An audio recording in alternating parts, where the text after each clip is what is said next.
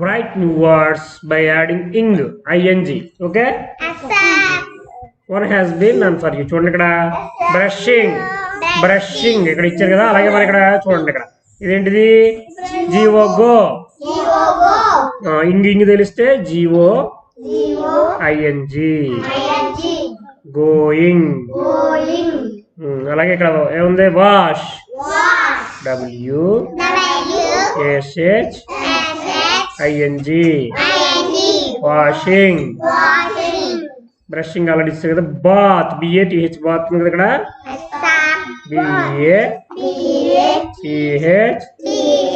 BATHING bathing. చూడండి eat EAT eat ING ఇంగ్ eating.